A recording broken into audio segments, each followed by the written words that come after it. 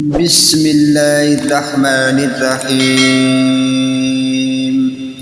براءة من الله ورسوله إلى الذين عاهدتم من المشركين فسيروا في الأرض 4 أشهر واعلموا أنكم غير معجز الله وأن الله مخزي الكافرين. وأذان من الله ورسوله إلى الناس يوم الحج الأكبر أن الله بريء من المشركين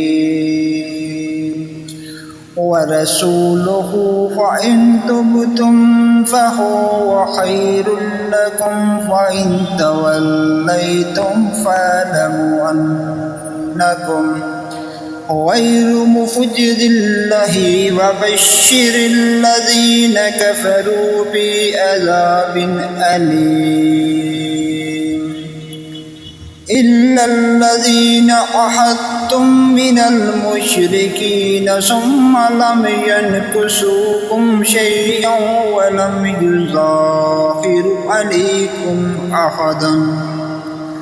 عليكم عهدا فأتموا إليهم عهدهم إلى مدتهم إن الله يحب المتقين.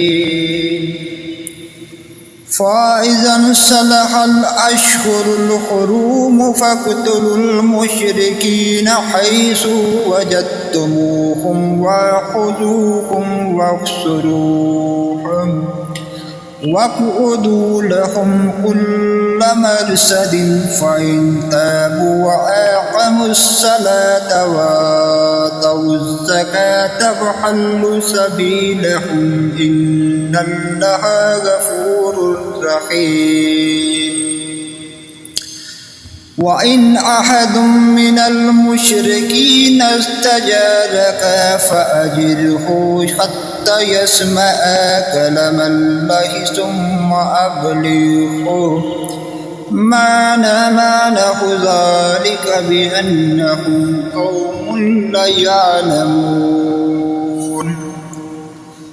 يا أيها النبي قل لمن في أيديكم من الأسرى إن يعلم الله في قلوبكم خيرا يؤتكم خيرا مما أخذ منكم ويغفر لكم والله غفور رحيم.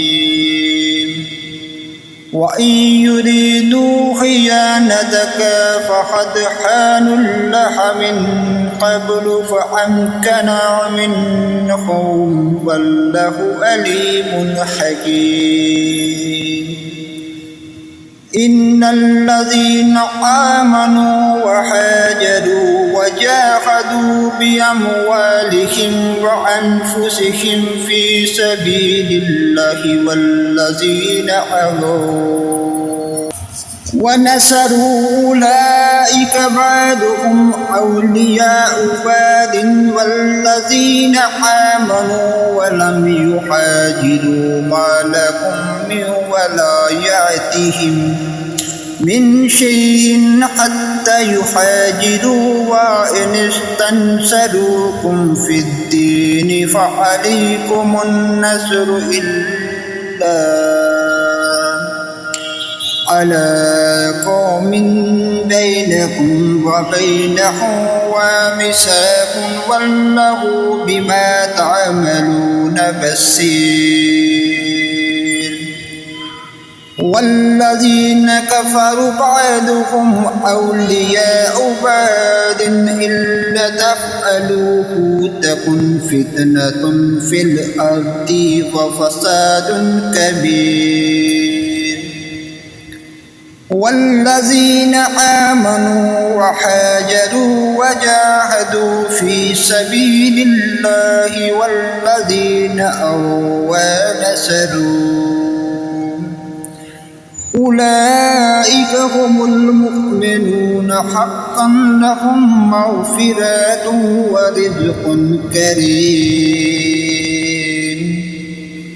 والذين آمنوا من بعد وحاجروا وجاهدوا معكم فأولئك منكم وأولو الأرحام بعضهم أولى ببعض في كتاب الله إن الله بكل شيء عليم.